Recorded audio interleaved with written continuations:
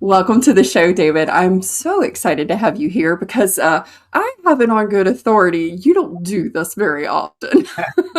Not necessarily, but perhaps I'm getting started.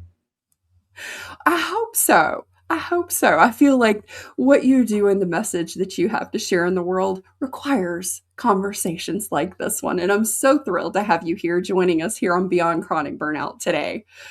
David, we always dive in, and I love to ask my guests to share what has been your experience with burnout? Most of the time, we don't know that's what it is. We kind of guess, we get to it eventually, but when we know it, we know it. What has burnout been in your life? How have you experienced it? I've spent my entire life managing depression, anxiety, and later in life, I was diagnosed with ADHD, primarily for focus related symptoms rather than hyperactivity. Um, and actually, at your suggestion, I took your spicy pepper burnout quiz. And I'm pleased to report that I'm a jalapeno pepper, which is only a level 2 out of 5 for those who Hey, don't. that's a good deal. Uh, Knowing the stress load you carry. Yeah, absolutely. I primarily experience overload burnout, which I think is the most common type most of us can relate to. My main symptom is exhaustion, which I think a lot of people can relate to. With ADHD, my energy tank seems to run empty faster than others, especially after high intensity focus activities like running an intense meeting or being on a podcast. And I think one of my best coping strategies, I feel like it's my superpower, is power naps. Step out of the shadows, feel the power rise. Catch the spark inside you, let your spirit fly. Beyond the chronic burnout, Carol Jean's your guide. Find your steady rhythm, nice joy on the tide. Flourish forward, bright and bold. Leave the burnout far behind. In this journey, hearts unfold. Power's yours, seek and find.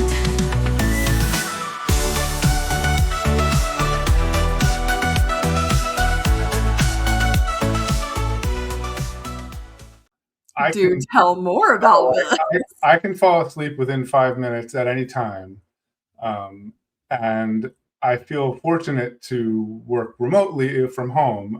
When COVID happened, everyone was kind of figuring it out and kind of frantically like, I can't get work done at home, and I get that.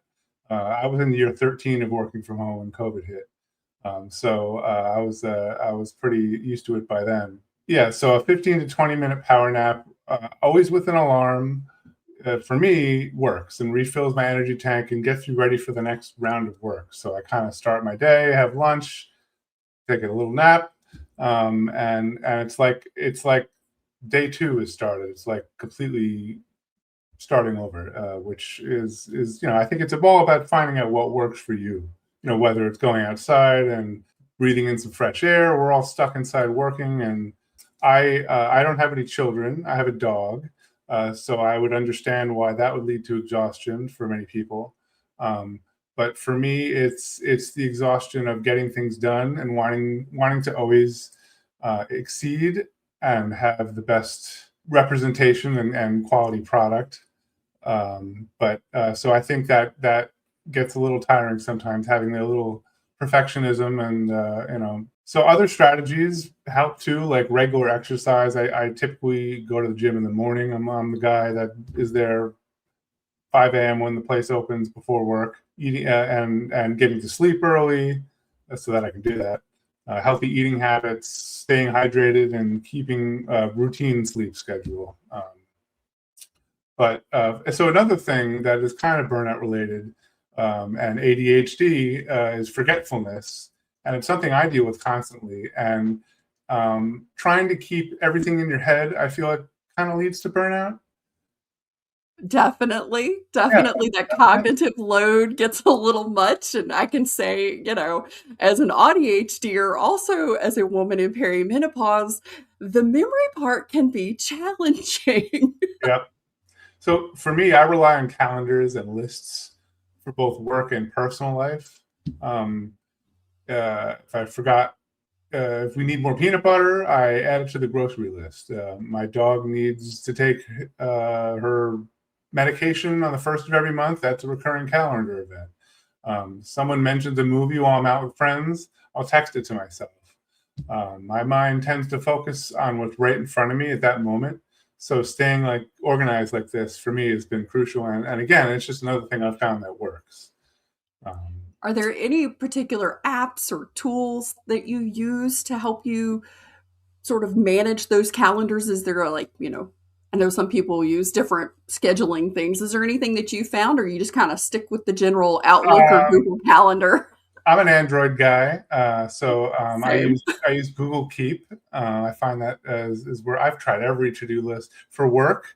I use Todoist, which is just a to do manager, um, and for calendar, I think it's called Business Calendar Pro or something like that. But it's just one of those calendar aggregators that has your Google Calendar there. And my wife has is taps into that. So when we have the same account connected with the calendar, so that she puts something in and shows up in mine.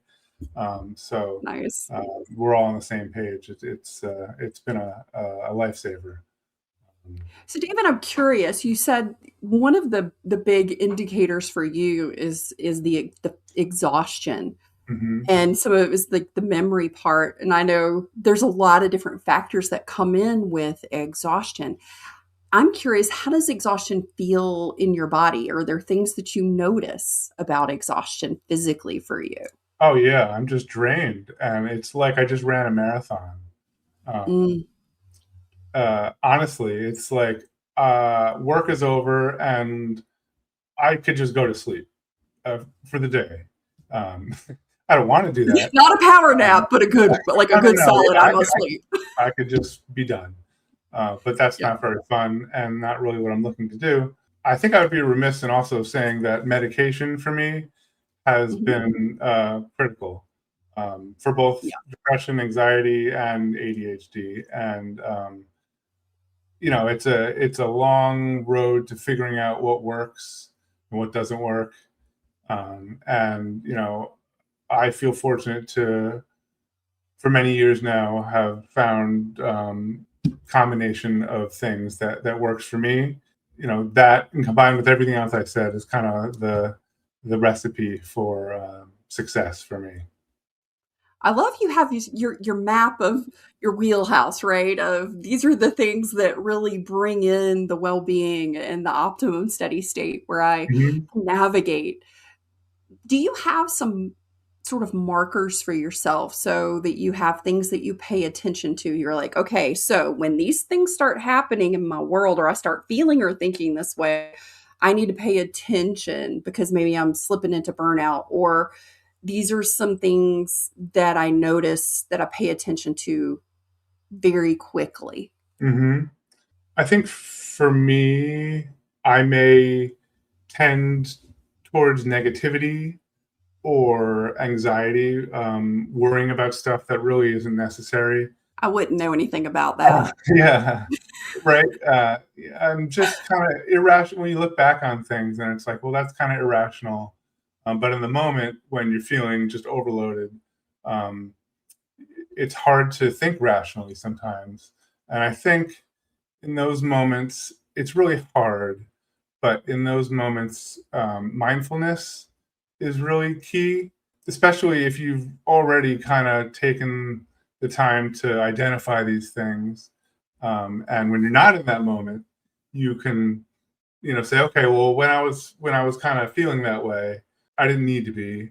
And if I had just kind of like switched my thinking a little bit, I could have gotten out of that and felt happier, been more productive, because it kind of puts the brakes on when you get in. For me, when I get into a zone like that. Ah, those are really such great, what I call warning signs, to be able to sort of name those, and thank you for sharing those. Hmm. So, David, I know that you are part of and now the director and the publisher of Mental Health News Education. which is a 501c3 nonprofit organization, and you publish autism spectrum news and behavioral health news. I would love to hear sort of how did this come about? Because I know the story of your phenomenal dad, Ira, but I would love to hear the story that you'd like our listeners to hear behind mental health news education and its publications. Sure. My father went through a really tough time in his life. He had he went through a mental illness that began in his mid 30s, and he had like a 10-year battle with treatment-resistant depression. So like medications weren't working and different things. It led to an early divorce with my parents, and for him, he faced homelessness and had to rebuild his life from scratch. Unfortunately, he attempted suicide a few times. It was a really dark period in his life. Thankfully, he eventually found the treatment that kind of parted the clouds.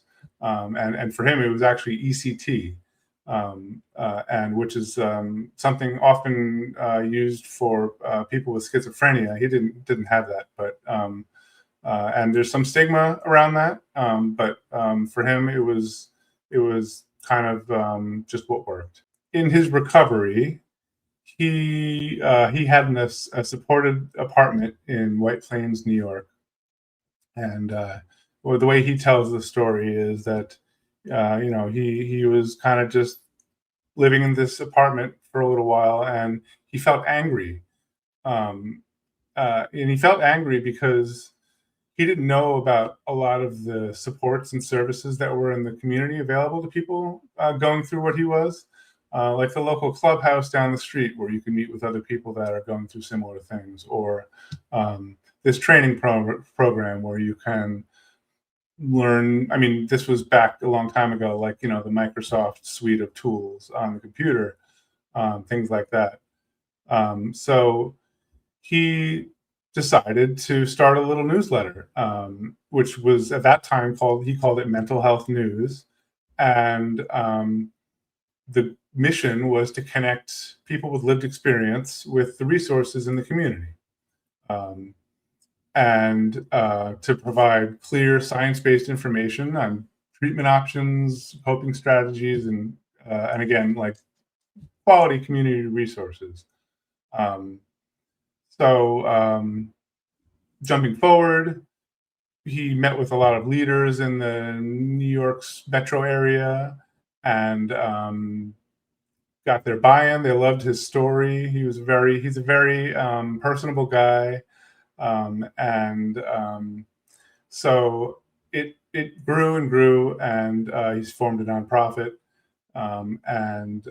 I actually had always been watching what was happening here. And in college, I said, "Oh, you need to have a website."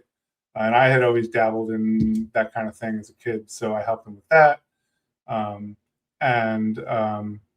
So it grew, and then it eventually turned into behavioral health news. We rebranded to incorporate mental health and substance use issues, and it's just turned into something huge. And it was a newspaper. It went from his little newsletter to an actual hard copy newspaper for many, many years. Always keeping the mission of improving lives of individuals and their families, and creating a bridge between professionals, families, and the broader community through accessible education, kind of like as your trusted source of information. I don't know if do you want me to go into where I came into the story? Oh, most definitely, because you brought in Autism Spectrum News. That was sort of your baby being birthed in this publication. Right. So that was behavioral health news, and that's still going. I think we're celebrating our 27th year with behavioral health news. It started in '99. So I went to college. I was a music teacher in my previous career. I had a teaching job after college, and my job got cut, as is common in the arts, unfortunately. Could have found another job, but I was always very inspired by my father and what he was doing and how he was helping people. So I thought I can always go back to teaching. Let me just take a leap of faith and take some time and just join Ira and see what this is all about. At that time, he had devoted an issue of behavioral health news to understanding autism. Oftentimes, we kind of do this work, and it's almost like we're in a bubble. We don't hear too much feedback. But there was actually some real strong feedback from readers and parent advocates of children with autism that we'd love to have a publication like this just for us. Thought it was a great idea.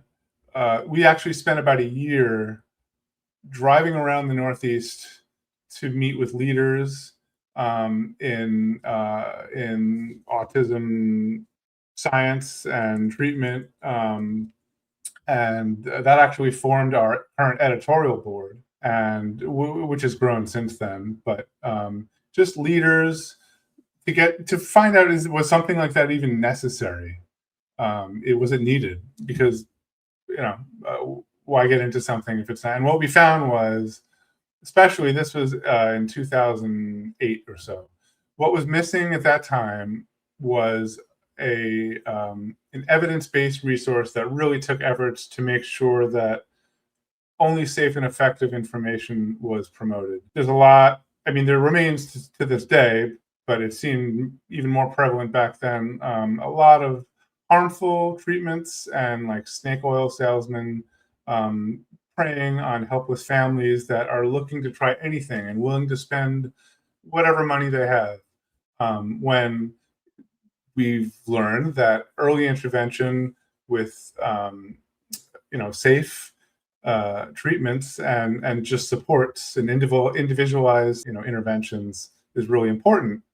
So from that day, we have stuck to that mission, and I've received all kinds of advertising outreaches from people with wacky things, and we've never taken any dollars on that. It's proven to be a kind of a successful formula. By now, we started out at the little newspaper, and we're now fully digital. COVID kind of made that happen, and just going with the times. Autism Spectrum News has a readership of around 500,000 at this point. Behavioral health news, maybe a little bit less than that, but it's just a pinch me moment sometimes when the impact that we're having through these publications and we've remained a mission-driven nonprofit that really sticks to when you just drill down, it's all about improving lives through quality resources. And I love that, because that was sort of your dad's heart, and I've read his personal story, and it was, we need quality resources, but we also just need a place where we're even sharing what the resources are that are available. Because I know that Ira shared in his personal story that he wished people had even just told him there were things available, like you had mentioned, and he's not just bigger than life in the digital world and in publications, but he's also 6'6", and he's just got this beautiful beaming smile. And I know that your dad retired at the end of this past year. And so there's some big shifts, but I know that, with Autism Spectrum News in particular, you have quarterly publications, and each one has a focused theme and a topic. And I know your winter issue just came out. So share with our listeners, what is the current topic and theme that you have going on in Autism Spectrum News, and what's happening in behavioral mental health in your publication that's out right now as well? Sure. Well, the current issue of Autism Spectrum News was actually a really good one. They're all good. I agree. But it was navigating transitions across the lifespan. Autism doesn't end at childhood, and neither should the conversation. On the cover, we have articles supporting children and autism through early childhood to school-age special education transition. And we also have transitioning to life as an autistic senior citizen, and that's written by one of our regular autistic adult authors, Carl Wittig, who is fantastic. And that actually leads me to just want to mention that our writers, everything we have over 2,000 articles for Autism Spectrum News and something similar for behavioral health news. Everything has been volunteered. Um, it's incredible. The people that we work with are people with they're subject matter experts, parents, and growing autistic adults. I really make an effort to feature autistic adults in every issue. I even put a star next to the articles and kind of just highlight that it was written by an autistic adult. Their perspective is so important, and giving them a voice, to me, has actually become kind of a side passion a little bit. It's not the main focus of the publication, but I just love the opportunity of giving a voice. They have the best perspective. So in this issue, we have becoming an autistic mother, navigating pregnancy, parenthood, and support. Someone who's graduating, going to grad school, their journey. I saw the one that was with, going from your PhD into the Yeah, employment world. I mean, you really did stories. These are such real a life great stories. job. Yeah, and coming up, since you asked, the upcoming spring issue is focused on expanding access to recreation, hobbies, and leisure. And after that, we're actually doing an interesting issue that is giving voice to non-speakers, communication, advocacy, and Yes. inclusion. And that's going to be a special issue. I'm at a loss as to who I'm collaborating with on that issue, but Barry Present. Barry Present? No, He's I an don't. author. He's a prolific author, and he's also he wrote Uniquely Human and does the Uniquely Human podcast. Mhm. He's also he's a he's a professor at University of Rhode Island. Anyway, he reached out to me to do a special issue just on non-speaking issues, and that's a very important topic that I'm really looking forward to covering.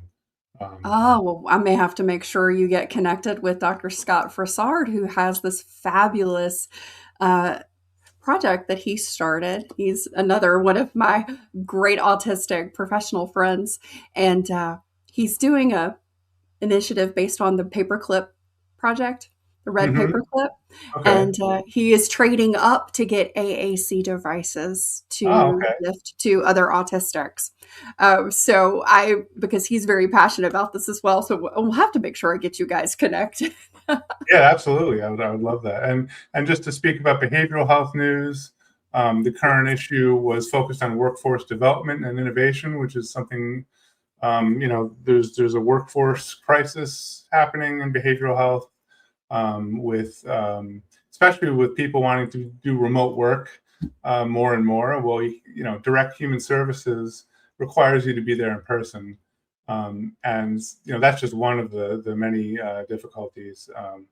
But upcoming issues are going to be on supporting peer services. There's a whole peer support movement. Oh, I'm so excited about that Yeah, one. yeah. And then we're going to do an issue on behavioral health in the criminal justice system, integration of behavioral health and physical health. So we try to cover topics that are timely, but also just relevant, and things that people can connect to. Because at the end of the day, this is creating content that lives on our website. And the point is, when someone is going through something or looking for a resource or wants to learn something, they can Google it, or I ask ChatGPT. I prefer they Google it so they actually link to our website, but I get it. And they find our resources. Our growing library is serving to do that. And it is a really phenomenal resource library of where can I go to get more information around this. And the way that you provide information, I really love, because it's a mix of people who are experts and people who are experts with lived experience. And I love that there is, about a half and a half, if not more, of actual lived experience, humans writing about the topics that you're discussing in both publications. And it's so important, I think, to share that. And it's not just that you have the lived experience and from that perspective, but it's also the depth and the breadth of a topic that you cover. And you do it so well. I mean, I've been genuinely impressed by it. And it's Okay. been something that I have found, and it's been a wonderful resource, especially as we look at how does mental health and just our overall well-being, right? Especially because we know, and from my work in well-being science, especially as we look at neurodivergent burnout, it is something that over 97% of us in my research right now are experiencing some degree of burnout in the neurodivergent community. And that is a huge jump from the 85% that was at the beginning of 2025. And by mid 2025, it had jumped up to 97%. And I had to stick a pin in it. And we had to have a conversation over the summer because I was like, wait a minute, we've got to look at this because there's so much happening.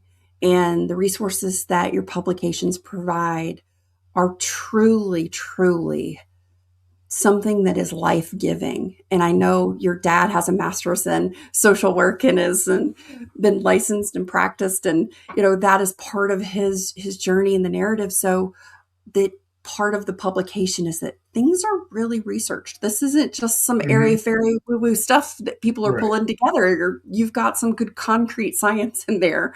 Yeah, I do often ask for people qualitative and quantitative, as I say. Yep. If possible, I ask people to include references. We're not a science journal, but just to kind of really show that it's not fluff. Yeah. Where are some of the things that, as you've stepped up to the helm this year in 26, that you're most excited about for your publications going forward? Sure. And what are some things you want people to know that you're excited about coming up? So, as you mentioned, my father, Ira, just retired at the end of this past calendar year. So we're actually going to be hiring a full-time staff member, which is very exciting.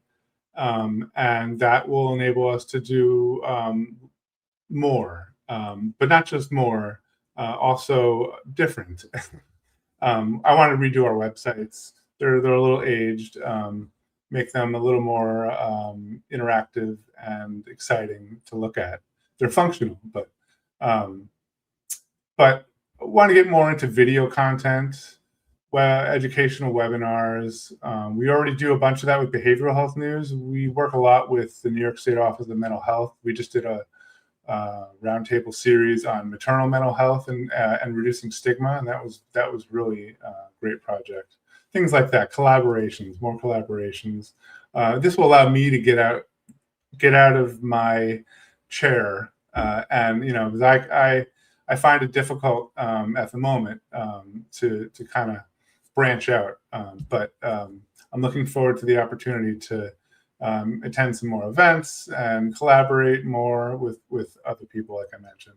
Really, just to improve what we're doing even more, and serve the needs of people, and really to hone into what the questions are out there and providing the answers. Love that. And you can get the links down in the show notes. You can check out Autism Spectrum News at their website at autismspectrumnews.org. And you can subscribe as well. And then there's also behavioral mental health news where you can go and get all of your information there. Thank you so much for being here. Thanks for joining us. I love what you're doing in the world, but I really love who you're being. And I love that this has been something that your dad started and that you are taking and really moving forward to continue serving all of us. Thank you so much. Next time here on Beyond Chronic Burnout. Take care. Thanks for being here. It's been quite a ride. Energy mastery, let's turn the tide. Top shelf guests, dropping wisdom bombs. Join us next week where the energy's strong. Beyond Chronic.